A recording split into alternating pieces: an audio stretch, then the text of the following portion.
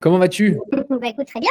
Quelles sont les nouvelles? Bah donc les nouvelles, c'est que je suis partie, j'ai signé, j'ai eu l'argent et j'ai commencé un nouveau boulot. Voilà. Elle est pas belle la vie? Bah, c'est exactement ça. C'est ce que je me dis là depuis septembre quand ça commence à sentir bon.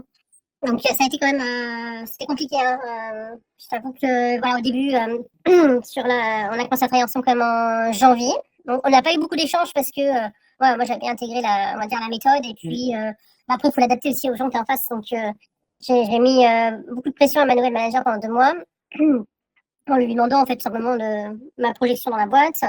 2 mois après, il y a eu un grand bazar avec changement le président et la présidente qui partent un peu du jour au lendemain à la concurrence et qui au passage vire la DG, donc changement d'interlocuteur. Moi, je commençais après, du coup, j'avais tellement mis la pression à ma boss qu'elle m'a dit qu'il fallait que je fasse le DRH, donc très bien, qui a joué un peu l'imbécile, mais après je savais que c'était un gars qui venait de l'automobile notamment, donc plutôt un peu profil ingénieur. Sans froid, bon bref, je sais très bien qu'on n'avait pas de potes, mais bon, je suis la même. Et puis, bon, il a joué un peu imbécile, je suis là, bon, je suis pas au courant, mais est-ce que tu en as parlé à ton manager? J'étais, bien sûr, c'est elle qui m'envoie te voir, etc., blabla. Il m'a fait le jeu on va dire, de l'intimidation un petit peu, si tu veux, pendant tout le call, il prenait des notes, et puis des fois, il prenait des notes, puis il soulignait. Il dit, oh, c'est intéressant ce que tu dis. À un moment donné, je lui dis, écoutez, moi, je pense que vous voulez me mettre dehors, en fait. Enfin, en tout cas, vous voulez me placardiser, mais je ne sais pas ce que vous attendez, parce que moi, ça fait des années que je tiens, donc je ne vais jamais partir, en fait. Enfin, je veux dire, je vais. Donc, c'est intéressant ce que tu me dis, ça fait des années que je tiens. C'est pas des années. Je lui dis, mais bon, voilà, ça fait quand même un petit bout de temps qu'on discute, et ça fait des années que vous ne me donnez pas de perspective. Donc, bref, ça faisait un peu. Enfin, moi, je suis assez. Si tu veux, je pense que oui, si j'avais un fusil sur la tête ou une position de négociation internationale, je serais certainement comme ça. Mais alors, dans le monde corporate, honnêtement, j'ai pas de. Je suis pas. Enfin bon, je voyais un peu clair dans son jeu de intimidation, blablabla. L'année de la dernière pluie, mais néanmoins, finalement, ta situation, quelle était-elle avant que tu commences à lancer tous ces échanges? Tu veux dire avant qu'on commence un peu à travailler ensemble Ah oui, parce que si, tu lui dis: «Bah, finalement, ça fait des mois, voire des années que je suis comme ça», c'est qu'il y avait bien un mal un peu latent. Bien sûr, Tu ouais, sentais qu'il tout à fait. te mettait, un peu de côté. Si tu devais redécrire un petit peu ta situation, qu'est-ce que c'était? Bah, en fait, moi, si tu veux, avant qu'on travaille ensemble, de toute façon, je me suis dit en début d'année, OK, maintenant je sais que je change de manager, c'est le moment ou jamais en fait de partir. Je pense quasiment pas pu partir si j'avais eu ma manager précédente. D'ailleurs, elle m'aurait pas tenue dans cette. Enfin, je veux dire, on aurait eu une discussion et je pense qu'elle aurait fait quelque chose. Là, je savais que c'était quelqu'un de très incompétent d'un point de vue sur le métier en tant que tel. Enfin, plutôt filoute, mais pas, comment dire, c'est pas quelqu'un de très rationnel et elle fait plein d'erreurs tout le temps. Et j'ai eu l'occasion pendant ces 2 mois d'échange de noter tellement de trucs qui étaient énormes, qui auraient pu valoir sa place. Mais ça, je le sentais en janvier. C'est pour ça que je l'ai contacté en disant, OK, là, je pense qu'il y a moyen, mais il me faut de la méthode. Et donc, du coup, je me suis sentie outillée, si tu veux. Donc, en fait, c'est ça qui est intéressant dans la méthode. C'est vrai qu'au début, j'ai passé beaucoup de temps à regarder toutes les vidéos, à tout écrire, etc. C'était peut-être pénible pour vous parce que moi, je décortique, je scripte le truc, etc. Enfin, je suis pas forcément, comment dire, je suis plutôt on dirait, intellectuelle. Donc, du coup, je prends en compte pas mal d'arguments, mais aussi, non plus, je pars pas dans tous les sens donc j'avais besoin de on va dire, de cette méthode et finalement on a très peu échangé. En fait, on a très peu de réunions, de rendez-vous ensemble. Je vous ai remonté quand je me dis, ok, là c'est au-delà de ce que moi je suis capable de traiter en fait toute seule. Donc quand j'ai eu cette réunion avec le DRH, déjà à la base, j'avais un peu cerné le personnage, mais en plus avec la méthodo, en fait, ça permettait en fait, c'était drôle, hein. C'était presque drôle en fait. Hein. C'était drôle de jouer la victime. En fait, de jouer à l'imbécile pour que ça soit suffisamment crédible. Parce que c'est pareil, quand il m'a expliqué la rupture conventionnelle, je l'ai laissé parler. Je dis, ah bon, je faisais vraiment ah bon, d'accord, t'assures, attends, je note tout. Quand il me dit, voilà, ce qui est intéressant dans la méthode, c'est de pouvoir avoir aussi les mots, en fait, qui se disent, ok, là, je suis en train de construire un truc. Ou en tout cas, je commence à sentir le bout que ça va venir. Mais c'était honnêtement le deuxième trimestre. Donc, j'ai vu le DRH. Ensuite, il m'a vraiment ghosté pendant 3 mois, 2 mois, 3 mois. Donc, c'était très long. Et cette période-là, honnêtement, je ne veux pas être en contact avec vous. Parce que, en fait, si j'ai eu un contact, il dit, ah, c'est bon, il faut que tu mettes la pression, le truc, etc. En fait, je me suis dit, OK, c'est le moment j'aurais livré les messages et c'est pas le moment de leur montrer que je suis, comment dire? Désespérée, tu vois? Mmh. J'avais déjà bien, pilonné quand même la manager pendant 2 mois et à un moment donné, tu dis: «OK, la fille, elle est aux abois, quoi». Donc en fait, c'est vrai que j'ai pas fait ce ce que vous aviez indiqué, c'est-à-dire je n'ai pas, comment dire? Mis une pression style, «Faut que tu mettes le rythme la semaine d'après» et cetera. Non, Mmh. j'ai laissé 1 mois passer et je lui dis: «Bah alors?» Après j'ai laissé 1 mois passer et pendant ce temps-là, j'ai continué à travailler. Mais honnêtement, c'était ce trimestre-là, le 2e trimestre, j'étais à la limite de la dépression, c'est-à-dire que mon job était toujours inintéressant.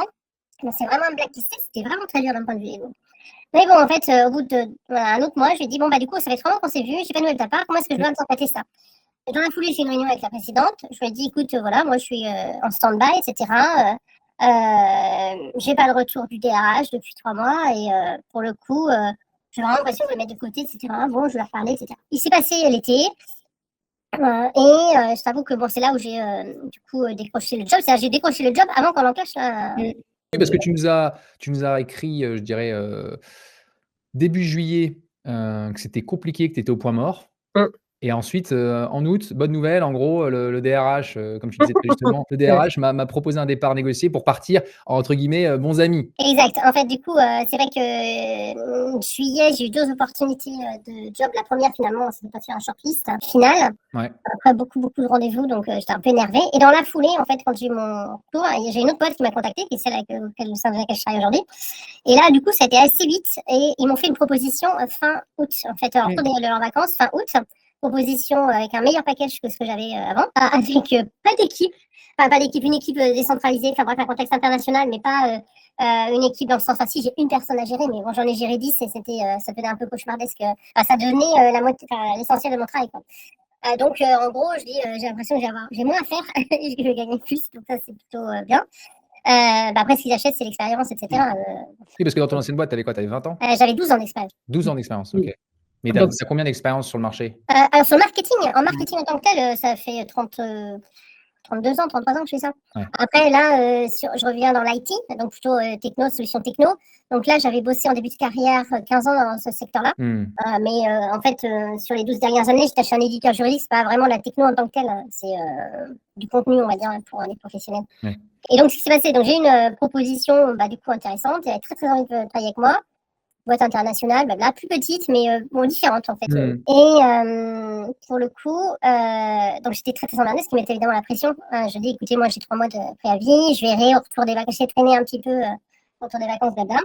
Et donc, la semaine à la rentrée, en fait, moi je rentrais de congé le 25 août ou je sais pas quoi, 28 août. Je me suis dit, bon, bah cette semaine, en fait, je me dis, ça faisait une semaine que je traînais, je dis, je pense que je vais être obligée de démissionner. J'étais quand même à ça, de démissionner, parce qu'en fait, je n'avais pas de solution de sortie. Alors, j'avais un job qui était vraiment bien sur papier, et donc j'étais vraiment très énervée. Et quand je me suis loguée le lundi matin, j'ai vu que j'étais convoquée chez le DRH l'après-midi. Je me suis dit, tiens, bon, je sais pas trop ce qui s'est passé. Et là, en fait, c'était la réunion, il a vraiment fallu que je m'empêche de sourire, d'éclater de rire ou de lui faire la bise. Je me dis, écoute, on a bien réfléchi, je pense qu'il y a un moyen qu'on s'en sort par le haut et qu'on parte bons amis. Et là, je me dis, c'est drôle parce que c'est exactement le wording que vous avez dans la méthode, quoi. Et là, je dis oui, donc ça veut dire quoi? Et là, le plus dur, c'est de jouer, en fait, la victime. Alors qu'en fait, c'est le cadeau, et en plus, tu sais que tu es en train de vraiment dérouler dans la farine parce que tu as déjà un job, quoi. En fait, Ça, c'est d'un côté, tu as déroulé la pelote de laine et tu arrives enfin à bah, on y est. Et puis 2, c'est en plus d'y être, j'étais à 2 doigts de lâcher l'affaire parce que j'avais déjà une meilleure affaire à côté à aller chercher. En fait, C'est tout l'effet qui se coule, quoi. ah oui, non, mais c'était, enfin bon, après moi, je suis, comment dire? Je suis pas un perdreau de l'année, donc du coup, pour le coup, j'ai attendu quand même que, bah, tout s'enclenche. On s'est vu plusieurs fois. D'abord parce que légalement, il faut le faire, et puis pour montrer que c'est bien, pas coup de tête, blabla, que j'ai pas la pression, que ci, que ça. Et puis 2, aussi pour lui donner l'impression que, je réfléchis, que non, c'est pas si simple que ça, et que si tu aimes faire une proposition, etc., parce que quand même, c'est moi la victime, quoi. On n'accepte jamais le premier deal. D'ailleurs, le premier deal, ils t'ont dit: «Voilà, on voudrait te voir partir». Ils t'ont donné un montant, ils t'ont donné une date directement ou pas du tout? Non, la semaine d'après, justement. Je lui ai dit, OK, faut que je réfléchisse, je vais avoir des questions. Moi, je sais pas trop de quoi tu me parles, blabla. Donc, on s'est vu 3 fois de suite en se donnant, en fait, une réunion à chaque fois, rendez-vous à chaque fois. Et donc, en ce moment, moi, je ménageais, en fait, à l'entreprise, je dis, bon, c'est bon, au pouvoir, mais je suis en train de négocier ma date de départ, hein, parce que, bon, je savais que j'allais pouvoir partir, donc ça, c'était bien. Et donc, il me dit, ouais, non, mais sinon, ça va faire début décembre, ça fait tard pour nous, blabla. Donc, bon, après, ils avaient aussi une proposition d'embauche, mais bon, quand même. Et donc, deuxième réunion, c'est là où il dit, bon, ben voilà, du coup, nous, en fait, les conventions, enfin, les montants légaux, si tu étais licencié, ça serait ça. Nous, on a une convention qui est plus favorable. Et là, du coup, on te propose, deux fois plus que la convention, enfin, à peu près un tiers de 40% de plus. Donc, il me dit, bah voilà, en gros, on propose 12 mois de salaire. Donc là, tu fais ton petit calcul dans la tête, tu dis, ok, pas mal. Je dis, bon, ok, je vais réfléchir. Bon, j'ai pas sauté dessus. Et je me suis dit, on s'était dit, en fait, au début, dans la méthode, vous me dites, voilà, à quoi tu serais content de partir, en fait. Et donc, moi, j'avais dit, je crois, 60K, 70K, j'avais regardé en fonction du barème Macron décide de ça, etc. Là, ce qui m'annonce d'emblée, c'est un peu plus de 100K, en fait. Donc, du coup, d'emblée, je me dis, ouais, j'ai un nouveau job, il me propose ça. Je suis pas sûre que c'est pas ça que je pense, je vais pas aller gratter plus de thunes, en fait. Je vais aller gratter le délai et puis des petits à côté. Donc, je reviens la semaine d'après en disant, bon, ok, écoute, tu sais quoi, moi, j'ai pas envie comment dire, que ça s'éternise. Moi, voilà, du coup, on a décidé qu'on divorçait. Donc, pour le coup, je vais pas gratter de 1 mois, 2 mois, etc. Je pense que ça va se faire sur tout le monde. Je dis par contre, du coup, parce qu'au début, il me dit, à la deuxième, il me dit, et du coup, avec ta manager, on a pensé que tu pourrais partir au 31 décembre. Donc, au-delà même des 3 mois. C'est le seul point sur lequel j'ai réagi tout de suite en disant, mais t'es sérieux? Je lui dis, comment ça, 4 mois, on est en train de discuter et tu me dis d'un truc dans 4 mois alors que là, on sait qu'a priori, on n'a plus envie de travailler ensemble. Ouais, on va pas rester dans le même lit alors qu'on va divorcer, quoi. Voilà. Et donc, du coup, mais je lui dis, écoute, faut que je réfléchisse, j'en sais rien, etc. Mais au moins, j'avais semé la petite graine parce que je savais que c'était au moins là que j'allais vouloir, on va dire, négocier. Je suis revenue, je dis, bon, écoute, tu sais quoi, je vais pas te casser la tête avec ça. D'autant plus que je m'a dit 4 mois, il me dit, en plus, ça a des congés, donc si tu veux, tu pourras arrêter de travailler fin novembre et puis être en congé le dernier mois. Bah non, tu vas me les donner, l'argent, en fait. Du coup, l'emblée, il te dit qu'au mois de décembre, il est sûr qu'il n'y a pas besoin de toi. Donc, je me dis, ok, bah, du coup, je savais que c'était finalement ma négo max, enfin, c'est-à-dire qu'en termes pour mon nombre d'emploi, au plus tard, il m'attendait début décembre. Donc, je savais déjà que c'était bon. Et je me suis dit, ok, je vais négocier un peu de temps, de venir partir plus tôt, pour un peu de temps pour moi, et puis aussi donner un petit peu de temps, enfin, revenir un peu plus tôt à la nouvelle boîte, ça donne un gage de, voilà, j'ai négocié durement, etc. Et donc, non, mais je suis assez cynique, en fait, hein, pas l'air comme ça, mais bon, bref. Et pour le coup, donc, je suis revenue en lui disant, écoute, bon, je vais pas te casser la tête là-dessus. Par contre, j'ai réfléchi, le délai, c'est impossible.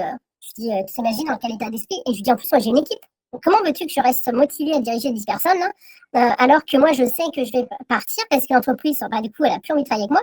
Je lui dis, c'est inhumain, ça va pas être possible, quoi. Donc, je lui ai dit, écoute, la dernière fois, tu m'as dit, en gros, fin novembre, tu n'as plus besoin de moi puisque tu me proposes de partir en congé. Moi, si je calcule bien, blabla, tu m'as parlé qu'il y avait 15 jours d'homologation. À chaque fois, je dis comme si, je dis, c'est toi qui m'as dit. Donc voilà, vraiment, à chaque fois, je dis comme si je savais absolument rien, quoi. Donc, j'ai l'impression que c'est lui qui me fait les informations, etc. Bon, dans quelle mesure ils ont été dits, j'en sais rien. Mais en tout cas, je lui dis, écoute, tu m'as dit que voilà, si je calcule bien, du coup, dans l'absolu, le 21 octobre, je serais partie. Donc, je lui dis, ok, toi, tu me dis fin novembre. Moi, en gros, je te dis fin octobre. Je lui dis, je pense qu'on va pouvoir prendre un accord. Et donc, je lui dis, et en plus, ce que je voudrais, c'est garder mon PC et mon téléphone. Parce que je lui dis, mon PC, il sortait des IMO. Mon téléphone, je dis même pas la ligne, mais c'est mon téléphone perso était obso. Donc, je sais que vous changez de parc. Donc, que vous allez de toute façon les revendre à 2 francs 6 sous aux salariés. Ben, moi, je vais en profiter. Et donc, la semaine d'après, comme chaque fois, je laisse parler et il me dit, écoute, bon, bah, d'accord pour fin octobre. Je dis, mais elle n'est pas facile cette négo. Je pensais qu'il allait me dire 1000 euros, tu sais, je sais pas, tu marchandes, quoi, enfin, tu vois. Ouais. Et là, je me dis, ils sont complètement n'importe quoi. En fait, il me dit ça alors qu'on était déjà fin septembre. Et moi, j'ai la transition. Enfin, je veux dire, T'as quand même 12 ans de boîte, t'as une équipe. tu réfléchis juste d'un point de vue d'entreprise, je me dis, mais c'est des grandes malades mentaux, en fait. Ils ont pris leur temps et une fois qu'ils ont décidé go, ils étaient prêts à devoir partir le lendemain presque. Oui, sans aucune idée des conséquences. Pour le coup, d'un point de vue business, si je me mets à la place, je prends une casquette. Et moi, jamais, je laisse faire ça, en fait. Attends, t'as 10 personnes, il faut que tu les briefes. Je venais de recruter une nouvelle personne qui était arrivée 10 jours plus tôt. Il faut avoir le temps de la briefer, il faut avoir le temps de faire toutes les passations. Avec 12 ans de trucs dans la tête, il y a des choses qui sont documentées, mais il y a plein de choses qui sont dans les pratiques aussi. Plus tous les process, les projets sur lesquels il fallait du coup me retirer, me remplacer, etc. Là, je me suis dit, ok, bah, en fait, ils sont complètement inconscients. Mais bon, tant pis pour eux. Et je lui ai dit, bon, ok, d'accord. J'étais d'accord. Et donc, on a signé. Puis il me dit, bon, pour le PC, etc. Blabla. Puis au final, ça s'est fait. Ils ont fait récupérer mon PC. En fait, mon PC, mon ordi, mon délai. Le tout compte, ils ont tout validé, vous avez signé. En fait, fin octobre, enfin, la Toussaint, t'es parti. Exactement. Donc, j'ai pris 8 jours de congé et après, j'ai repensé. Vraiment, un semestre d'horreur d'un point de vue égo, d'un point de vue motivation au quotidien. Et puis là, c'est pas depuis septembre, C'est juste, tu te dis, comment ça peut être aussi contrasté, quoi. Ce qui est intéressant dans ton cas, vraiment, c'est que tu as fait exactement ce qu'il faut faire quand on veut chercher un nouveau boulot. C'est-à-dire que le risque, c'est toujours d'attendre, tiens, je vais chercher un nouveau boulot, puis quand j'en ai un, je vais voir si je peux négocier. Ça aurait jamais pu se faire, tu as bien vu. Ça prend toujours beaucoup plus de temps qu'on l'imagine. 3, 6 mois, voilà. Toi, tu es rentré, j'ai regardé, tu es rentré fin janvier. Donc, tu vois, entre fin janvier et fin août, à ton retour, ben, ça fait quand même 7 mois. Et ensuite, il y a toujours à fine-tuner un petit peu de ce qu'il y a fine-tuner. Donc, l'exemple type de c'est de se dire, toi, tu as fait exactement ce qu'il faut faire quand on sait que le vent tourne et qu'on se dit, je vais trouver un nouveau boulot. Parce que trouver un nouveau boulot, ça prend aussi plus de temps qu'on l'imagine. Tu avais une première piste qui était intéressante, tu as passé pas mal de rounds et finalement, ça ne s'est pas fait. Donc, deuxième potentiel boulot, celui-ci l'a fait. Et lui, il te dit, en fait, moi, j'aimerais bien t'avoir maintenant. Partir avec plus de 100 000 € et un nouveau boulot qui t'éclate, ben, c'est royal. Ah oui, non, mais ça, c'est cadeau de l'année, quoi. Mais c'est vrai que, non, en fait, quand on s'était vu au départ, vous me posez des questions sur pour voir si les candidats sont juste, comment ils sont positionnés, je pense. Et moi, j'avais dit, bon, l'idéal, ça serait de partir d'ici à l'été, mais voilà, quoi. Donc, c'est clair que ça a pris plus de temps parce que ils étaient plus retors, donc ils se sont mis à plusieurs pour essayer de me décourager. En gros, c'est un manager. Je pense que son rôle, c'était de me sortir à un moment donné pour avoir les mains libres de faire n'importe quoi sans qu'il y ait personne qui soit assez. Non, mais sur résume, sans qu'il y ait personne qui soit assez senior ou retors. Enfin, pas retors. Je suis pas retors. C'est juste que moi, ce qui m'intéresse, c'est l'intérêt de la boîte. Et là, je pense qu'elle l'envoie dans le mur sur cette partie-là, et donc. Pour le coup, je pense qu'elle n'a pas besoin de témoins pour ça. Enfin, en fait, elle a quand même la compétence, on ne s'en rend pas compte, mais bon, la boîte derrière la prochaine, c'est pas grave. Et donc, je pense que voilà, entre elle, puis après le DRH, voire après, du coup, la DG, ils se sont dit, à mon avis, elle n'osera pas, enfin, passer, soit elle est du type docile et elle continue à bosser, là, bon petit soldat, etc. Soit, du coup, elle va chercher ailleurs et puis elle va partir, voilà, etc. Et si elle ne trouve pas, elle restera comme un petit soldat docile. Donc, et je pense qu'ils ont joué ça. Et je t'avoue que c'était limite, quoi. Mais je pense que j'ai plus d'endurance qu'eux, en fait. Mais à peu de choses près. À peu de choses. Au moment où tu dis, en fait, c'est bon, à force d'avoir été le caillou dans la chaussure, eh bien, ça passe. Et alors après, bien sûr qu'il se passe des choses. C'est que parfois, il y a des éléments de cliquer, tu vois. Avant un budget, après un budget, une période de bonus, une période de fin d'année, une période de changement de management. Donc, en fait, ta méthode, tu l'as appliquée. Maintenant, le délai était peut-être un peu plus long, mais finalement, ça rentre parfaitement. Ça aurait été trop dommage, effectivement, que tu démissionnes parce que si proche du but, tu as vu comment à la fin, ça a déroulé. Mais en fait, c'est surtout que pour moi, il faut s'adapter aux gens que tu as en face. C'est vrai que je ne sais pas le contexte de ton client, là, mais moi, j'ai des gens tordus, en fait, en face. J'ai des gens, je pense, qui ont. En fait, qu'ils se disaient, il y avait un peu d'argent même à perdre pour eux. Et donc, je pense qu'ils ont vraiment essayé de pourrir, en fait, le truc, si tu veux, pour que ça traîne et pour que je me décourage ou que je rentre dans le rang. Beaucoup comme pour me sentir dévaluée. Mais là, je me sentais vraiment comme un paillasson. Et puis surtout, le temps joue un peu contre moi. Tu vois, moi, je viens juste d'avoir 55 ans. En fait, c'était un peu. Il n'y a jamais de dernière chance, c'est pas ça. Mais plus tu avances en âge, plus c'est compliqué, en fait, d'être, crédible. Il faut que tu tombes sur des boîtes qui ne fassent pas de jeunisme. Et déjà, dans le monde corporate, 40 ans, 45 ans, ça peut devenir déjà compliqué dans certains contextes. Donc, oui, c'était un moment de me dire, c'est l'opportunité de repartir sur un nouveau projet qui m'enthousiasme, qui me permette de me renouveler, de faire à nouveau réfléchir fonctionner mes neurones, etc. Parce que bon, là, j'étais en mode un peu, tu vois, on me demandait pas des choses qui à moi me semblaient pas compliquées, qui sont le fruit de mon expérience, et moi, être en mode run, si tu veux, et non pas construction, ça m'apporte pas de satisfaction intellectuelle. Donc, plus une équipe à construire, etc. Dans un contexte. Donc c'était vraiment, je pense que je me serais vraiment perdue, quoi. En fait, aucune motivation. Moi, en fait, j'ai toujours dit depuis que je pense à bosser, moi, ce qui m'intéresse d'abord, c'est le projet. Chacun ses trucs. 2, les gens avec qui tu bosses. Et 3, tout le reste. Dans tout le reste, t'as les conditions, le truc, etc. Vraiment, il ne faut pas que ce soit des cacahuètes. Mais ça m'est arrivé, par exemple, un truc qui va assez d'un point de vue stratégique débile.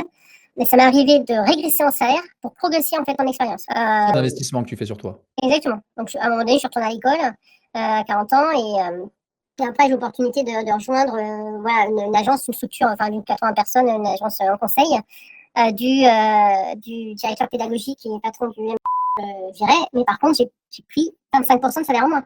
Ça peut paraître complètement contre-intuitif ou un pari sur l'avenir. Bon, bah, et puis après, quand je suis sortie, je suis repartie avec 40% de plus, quoi. Donc, au final, voilà, Et ça, c'est du pilotage de carrière finalement. Et un peu comme Mm. tu as sorti. Il y a un moment, bah, on fait des choix, on se dit, OK, là-dessus, j'appuie sur il faut gagner plus. Là, j'appuie plus sur l'expérience. Là, sur les relations, le carnet d'adresse. Tu as bien fait. Remettre une pièce tous les mois versus tous les 2 semaines, ça peut changer la donne ou pas. Mais une chose est sûre, c'est que tu as bien fait tous les mois. Bon, là, on en est où? On repasse une tête et on en est où? Et, mais bon, c'était idéal parce que là, tu es sorti. Donc là, tu as commencé ton nouveau boulot et tu es heureuse. Ouais, très bien. C'est très Ouais. bien. Ouais, c'est top. Dans ton cas, quel était finalement comment tu nous as rencontrés et et à quel moment tu t'es dit, bah, OK, je pars avec Amalric, on est fait ensemble? Alors, je sais plus, sur les réseaux sociaux déjà, je Ouais. crois que je vous ai rencontrés, je sais plus, peut-être LinkedIn, je sais plus, enfin, je sais plus où vous êtes. Vous êtes aussi sur Facebook, je crois. Parce que comme tout boomer, enfin, je suis pas une boomeuse, ça c'est une vision de gens qui savent pas c'est quoi un boomer en termes de truc d'âge, mais bon, j'ai commencé par avoir un compte Facebook il y a combien de temps, 20 ans ou je sais pas quoi. Donc je regarde en tâche de fond, mais c'est pas ma source de travail. Donc je sais plus où vous étiez en fait. Donc déjà j'avais vu, bon c'était assez pushy, donc si tu veux, moi sur le ton, etc.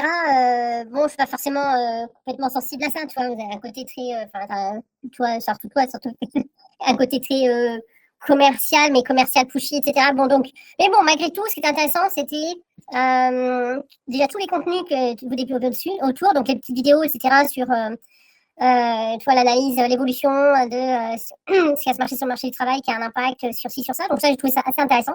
Cet écosystème de contenu en disant pas juste, bah, je viens là pour vendre mon truc. Après, le fait que dans ces contenus aussi, vous parliez de méthodo et qu'il y avait quelques captures d'écran, des trucs, je me dis, tiens, ok, ça a l'air d'être scripté, etc. Et donc, c'est vrai que voilà, il y avait plein de choses en fait. Donc, c'est plein de choses qui fait que je me suis dit, j'ai regardé vos profils aussi, hein, ce que vous avez fait avant, évidemment. En me disant, ok, les mecs, ils ont négocié des trucs a priori pas possibles. Il y en a un qui est, je crois que c'est François, qui est aussi militaire à l'origine, ou je sais plus, enfin voilà, un truc comme ça. Je me suis dit, ok, c'est des profils un peu atypiques. En plus, le binôme est intéressant. Plus tous vos contenus, plus la visibilité que vous donniez, les aperçus sur la méthode, les fiches, les trucs, les Excel, les je sais pas quoi, etc. L'espace, enfin voilà, il y a quelques écrans et tout. Et du coup, je me suis dit, bah écoute, ces mecs-là, en plus, il y avait des témoignages qui semblaient vrais, très variés, et surtout intéressants, c'était que c'est pas l'assistante, le truc, etc. Alors, je pense qu'aussi l'intérêt économique, mais aussi peut-être un intérêt pour vous, pour les filings, mais aussi sur la possibilité ce qu'il y a à négocier en fait potentiellement. Donc je me dis tiens, en fait les gars, ils travaillent pour des profils plutôt seniors, avec des gens qui ont des expertises variées, diverses et variées, pas forcément des communicants, pas forcément des gens habiles en négo, qui sont en situation de négocier des choses, négocier des budgets, négocier des trucs, etc. Donc tous ces indices, pour moi, c'est un faisceau de sérieux. Et comme la fenêtre, mais en fait, ça a été en parallèle, c'est que j'avais déjà vu un peu ça, parce que évidemment, moi, l'idée de partir, elle était là depuis un petit bout de temps, comme tu as compris. Et comme la fenêtre, elle s'est ouverte en janvier, quand il y a eu la nomination, je me suis dit, ok, tu sais quoi, bingo, en fait, je vais apprendre cette méthode, où je vais m'aider des outils, je vais voir, et au pire, qu'est-ce que j'ai à perdre? Bah, le fonds de départ, c'est sûr, hein, c'est rien, mais comme en plus, moi, c'est la période où je touche mon bonus annuel, du coup, je me suis dit, allez, bingo, au pire, c'est un investissement dans la méthodologie. Et c'est ce que me dit, tu vois, j'échange beaucoup avec mon mari, il me dit, ce qu'il me dit, oui, mais tu vois, en fait, tu as besoin d'un cadre et d'une méthode qui te rassure pour organiser, en fait, ton approche. Je pense que j'ai plutôt l'habitude j'ai besoin de négocier des budgets, j'ai besoin de négocier un certain nombre de choses, j'ai besoin de négocier des recrutements, de ci, de ça. Donc, je dis pas du tout que je suis experte en négociation, c'est juste que dans mes pratiques commerciales et donc aussi particulières, c'est plutôt moi qui gère tous ces sujets-là. Mais par contre, de se sentir, à la fois guidé en termes de méthodo sur les wording, pas wording, etc., sur les attitudes, sur les signaux, plus la possibilité de vous contacter de façon assez facile en cas de besoin. En fait, je me suis dit, ok, on va tester, on verra bien. Enfin, au pire, j'apprendrai. En fait, une méthode, en plus, ça sera une formation. Et puis bon, ça s'est avéré, en effet, pour moi, le déclencheur et le fil conducteur pour cette négo qui, finalement, a bien abouti. Ouais. Ouais. J'espère qu'on se reverra jamais.